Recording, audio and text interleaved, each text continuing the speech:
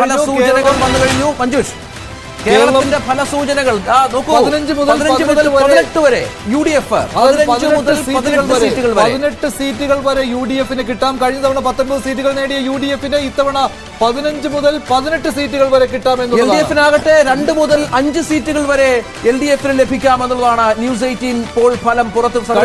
ഒരു സീറ്റ് മാത്രം കിട്ടിയ എൽ ഡി എഫിന് ഇത്തവണ 2 മുതൽ 5 വരെ, അതായത് ഏറ്റവും മോശം സാഹചര്യത്തിലും 2 സീറ്റുകൾ വരെ കിട്ടാം. പ്രകടനം മെച്ചമാണെങ്കിൽ 5 സീറ്റുകൾ വരെ എൽ ഡി എഫിന് കിട്ടാം. ബി ജെ പിക്ക് എൻ ഡി എക്ക് 1 മുതൽ 3 സീറ്റുകൾ വരെയാണ് ന്യൂസ് 18 സർവേ ഫലം പ്രവചിക്കുന്നത്. 1 മുതൽ 3 സീറ്റുകൾ വരെ ഏറ്റവും മികച്ച സാഹചര്യമാണെങ്കിൽ ഒരുപക്ഷെ 3 സീറ്റുകളിലേക്ക് കടക്കാം N D A B J P എന്നുള്ളതാണ് ഏറ്റവും പ്രധാനപ്പെട്ട കാര്യം. എക്സിറ്റ് പോളിൽ കേരളം ഇങ്ങനെയാണ്. യു ഡി എഫിന് 15 മുതൽ 18 സീറ്റുകൾ വരെ തിളക്കമാർന്ന പ്രകടനം യു ഡി എഫിന് കേരളത്തിൽ ഉണ്ടാകും. ഒരു സീറ്റ് കുറവാണ് മഞ്ജുഷ, എക്സിറ്റ് പോളിൽ പറയുന്നത്. പക്ഷേ ഇത്തവണത്തെ ഫൈറ്റ് എന്ന് പറഞ്ഞാൽ ടൈറ്റ് ഫൈറ്റ് പല മണ്ഡലങ്ങളിലും ഉണ്ടായിരുന്നു. അതുകൂടി കണക്കിലെടുത്തുകൊണ്ടാണ് ഈ എക്സിറ്റ് പോൾ ഫലം വന്നിരിക്കുന്നത്. എൽ ഡി എഫ് ആകട്ടെ 2 മുതൽ 5 വരെയാണ് എൽ ഡി എഫിന്റെ ഈ സീറ്റ് എണ്ണം ഇത്തവണ ഈ ഫലസൂചനകളുമായി ബന്ധപ്പെട്ട് മുന്നോട്ട് വെക്കുന്നത്. 2 മുതൽ 5 വരെ സീറ്റുകൾ എൽ ഡി എഫിന് കേരളത്തിൽ മാത്രം നേടിയ എൽ ഡി എഫിന് ഇത്തവണ 2 സീറ്റ് എങ്കിലും കിട്ടുമെന്നുള്ളതാണ്. 5 സീറ്റുകൾ വരെ പരമാവധി എൽ ഡി എഫിന് കേരളത്തിൽ നിന്ന് കിട്ടാം എന്നുള്ളതാണ്. ബി ജെ പിക്ക് 1 മുതൽ 3 വരെ സീറ്റുകൾ, നേരത്തെ പറഞ്ഞതുപോലെ 3 മണ്ഡലങ്ങളിലെങ്കിലും ബി ജെ പി ശക്തമായ പോരാട്ടം കാഴ്ചവെച്ചു എന്നുള്ള രീതിയിലുള്ള നേരത്തെയുള്ള പല അത്തരത്തിലുള്ള പ്രവചനങ്ങൾ ഉണ്ടായിരുന്നു. തൃശ്ശൂരും തിരുവനന്തപുരവുമാണ് ഏറ്റവും ബി ജെ പിക്ക് സാധ്യതയുള്ള മണ്ഡലങ്ങൾ.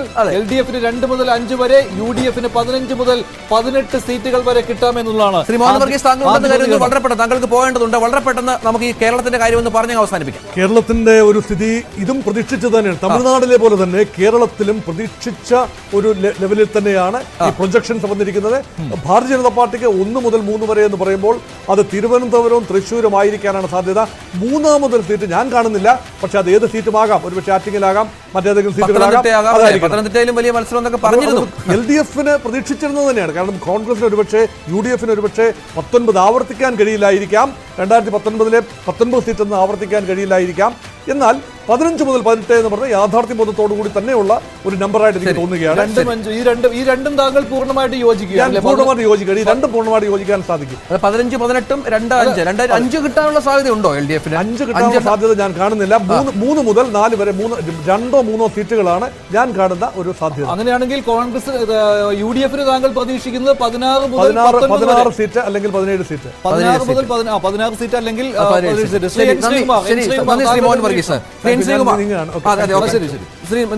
ശ്രീകുമാർ. അതെ, കേരളത്തില് ഒരു യു ഡി എഫ് അനുകൂല നിലപാടുണ്ടെന്നുള്ളത് ഈ തെരഞ്ഞെടുപ്പ് കാലത്ത് തന്നെ നമ്മൾ കേട്ടിരുന്നതാണ്. അതിന്റെ പ്രധാനപ്പെട്ട കാരണം ജനങ്ങൾ ഒരു അജണ്ട നിശ്ചയിച്ചു. അത് എൽ ഡി എഫ് വിരുദ്ധ അജണ്ടയായിരുന്നു. ആ അജണ്ടയ്ക്കൊപ്പം അവർ വോട്ട് ചെയ്തു. അങ്ങനെ വരുമ്പോൾ ഇവിടെ കേരളത്തില് U D F L D എഫും തമ്മിലാണ് മത്സരം. ഇതിലിപ്പം എൻ ഡി എക്ക് ബി ജെ പിക്ക് 1 മുതൽ 3 സീറ്റുകളൊക്കെ പറയുന്നുണ്ട്. അപ്പം നമുക്ക് 1 സീറ്റ് എന്നൊക്കെ പറയാൻ നമുക്ക് വേണമെങ്കിൽ ആലോചിച്ചാൽ കിട്ടിയേക്കാന്നൊക്കെ 1 2 മണ്ഡലങ്ങൾ ചൂണ്ടി പറയാം. പക്ഷെ 3 എന്നൊക്കെ പറയുമ്പോൾ ബാക്കി 3ാമത്തെ എവിടെ പോയി കണ്ടെത്തും എന്നുള്ളതൊക്കെ പ്രശ്നമുണ്ട്. അപ്പൊ അതുകൊണ്ട് പക്ഷെ 1 മുതൽ 2 വരെ 5 സീറ്റുകളാണ് 2 വരെയാണെങ്കിൽ അത് താങ്കൾക്ക് അംഗീകരിക്കാം.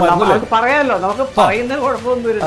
തിരുവനന്തപുരം തൃശ്ശൂരുമാണ് ബി ജെ പിക്കാർ പറയുന്നത് അവർക്ക് കിട്ടുന്നത്. അവർക്ക് പറഞ്ഞു നിൽക്കുക. ശരി, അപ്പൊ 3ാമത്തെ ഏതാണ്? അപ്പൊ ഒരു സീറ്റ് കണ്ടുപിടിക്കണം. അതുകൊണ്ട് അവർ പത്തനംതിട്ടയുണ്ട്, ആറ്റിങ്ങലുണ്ട്, ആലപ്പുഴ പോലും പറയുന്നുണ്ട്. ആലപ്പുഴ പോലും.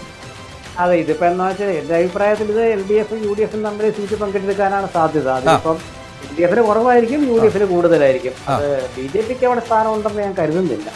ശരി, വോട്ട് ഷെയർ വെച്ച് നോക്കുകയാണെങ്കിൽ എൻ ഡി എക്ക് 16% ബി ജെ പിയുടെ വോട്ട് ഷെയർ ആയിട്ട് പറയുന്നത്. 16% എന്ന് പറയുമ്പോൾ കഴിഞ്ഞ തവണത്തേക്കാൾ നേരിയ ശിവൻകുട്ടി. ശരി, അതിനകത്ത് ഞങ്ങളെ സംബന്ധിച്ചിടത്തോളം കഴിഞ്ഞ പ്രാവശ്യം എൽ ഡി എഫിന് 1 സീറ്റാണ് അവിടെ വിജയിക്കാൻ സാധിച്ചത്. അല്ലെ, ഏറ്റവും മോശം സാഹചര്യത്തിലും 1 സീറ്റ് കിട്ടുന്നുള്ളതാണല്ലേ? മോശം സാഹചര്യമുള്ള 1 സീറ്റ് എന്നുള്ളതാണ് നമ്മുടെ സർവേ പറയുന്നത്.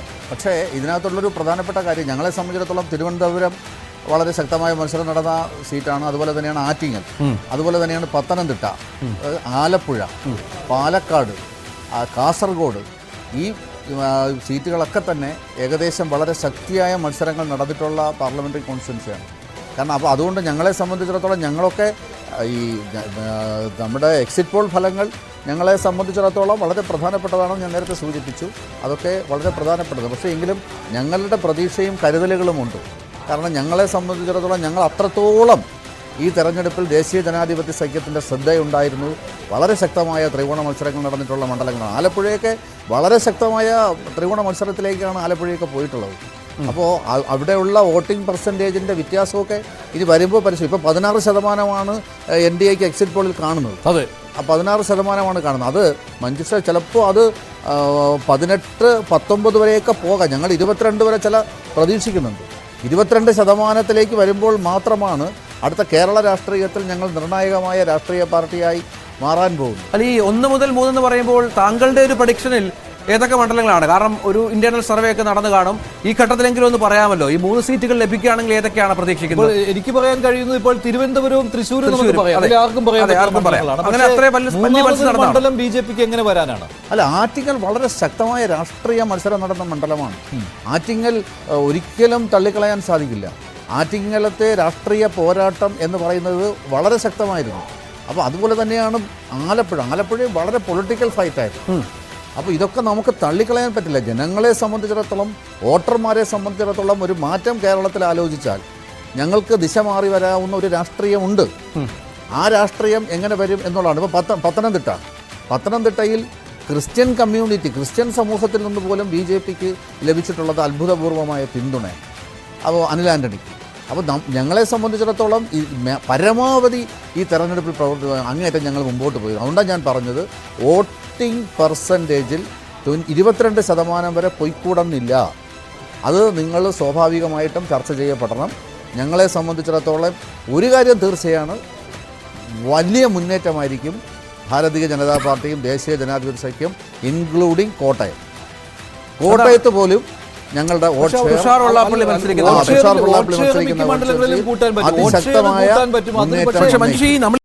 കൂട്ടുന്ന പോലെ നമ്മൾ ഈ വോട്ട് ഷെയർ ഇത്രയധികം മത്സരം നടന്ന മണ്ഡലങ്ങളെ വോട്ട് ഷെയറിന്റെ കണക്ക് കിട്ടുന്നില്ല. 2019 വെച്ച് നോക്കുമ്പോൾ വലിയ വ്യത്യാസമില്ല. 2019 ഇപ്പോൾ ഈ ശബരിമല വിഷയമൊക്കെ ഉണ്ടായിട്ട് അതിന്റെ ഒരു പാരമ്യതയിലായിരുന്നുവല്ലോ BJPയുടെ വോട്ടുകൾ വന്നിരുന്നത് അല്ലേ? അന്നപ്പോൾ അന്ന് തന്നെ 15 ഉണ്ടായിരുന്നു, 15 ആയിരുന്നു. അത് 16 എന്ന് പറഞ്ഞൊരു വലിയ കുതിപ്പല്ല. അല്ലല്ല, ഞാൻ പറയുന്നത് 2019 അപേക്ഷിച്ച് 2024 ഞങ്ങളുടെ തെരഞ്ഞെടുപ്പ് പ്രവർത്തനം വളരെ ശക്തമായിരുന്നു. തെരഞ്ഞെടുപ്പ് പ്രവർത്തനത്തിൽ ഞങ്ങളെ സംബന്ധിച്ചിടത്തോളം ഇഞ്ചോടിഞ്ച് പോരാട്ടങ്ങൾ നടന്ന മണ്ഡലങ്ങളാണ് ഞാൻ സൂചിപ്പിച്ചത്. ആ മണ്ഡലങ്ങളിൽ വരാൻ പോകുന്ന ആറ്റിങ്ങൽ, നിങ്ങൾ പ്രതീക്ഷിക്കുന്ന റിസൾട്ടല്ല ആറ്റിങ്ങൽ കാണാൻ പോകുന്നത്. തിരുവനന്തപുരം ഞങ്ങൾക്ക് എല്ലാ വിഭാഗങ്ങളിൽ നിന്നും പിന്തുണ ലഭിച്ചു. അതൊക്കെ ഞങ്ങളെ സംബന്ധിച്ചിടത്തോളം വളരെ പ്രത്യേകതയാണ്. അല്ല, അതിൽ പ്രശ്നമുള്ളതെന്ന് പറഞ്ഞാൽ ഇത് കൺസോൾട്ടേറ്റ് ആയിട്ട് വരുന്നില്ല. ഇപ്പോൾ ഒരു മണ്ഡലത്തിൽ തന്നെ, ഒരു ലോക്സഭാ മണ്ഡലത്തിൽ തന്നെ ഏതാനും പോക്കറ്റുകളിലേക്ക് അത് ഒതുങ്ങുകയാണല്ലോ. അതുകൊണ്ടാണല്ലോ ഈ ആറ്റിങ്ങലിലൊക്കെ വരുമ്പോഴത്തേക്ക് അവസാന റിസൾട്ട് വരുമ്പോഴത്തേക്കും ഇല്ല. ഇപ്പോൾ തിരുവനന്തപുരം മണ്ഡലത്തിലും അങ്ങനെ തന്നെയാണ് സംഭവിക്കുന്നത്. 4 മണ്ഡലങ്ങളിൽ ഇങ്ങനെ അടിച്ചു കയറി വരും, ബാക്കി 3 നിയമസഭാ മണ്ഡലങ്ങളിൽ പിന്നോട്ട് പോകും. മഞ്ജുഷ, അത് തള്ളിക്കളയാൻ പറ്റുന്ന രാഷ്ട്രീയമല്ല. കാരണം നമുക്ക് 2019 കുമ്മനം രാജശേഖരൻ മത്സരിക്കുന്ന സമയത്തും ഞങ്ങളെ സംബന്ധിച്ചിടത്തോളം വിജയം പ്രതീക്ഷിച്ചതാണ്. ഞങ്ങൾ 2014 ശ്രീ O രാജഗോപാൽ 15,000-ഓളം വോട്ടുകൾക്കാണ് പരാജയപ്പെടുന്നത്. അപ്പോൾ ഞങ്ങളെ സംബന്ധിച്ചിടത്തോളം ഇതൊക്കെ തെരഞ്ഞെടുപ്പ് രാഷ്ട്രീയത്തിൽ വളരെ പ്രത്യേകത അർഹിക്കുന്ന പൊളിറ്റിക്സ് തന്നെയാണ്.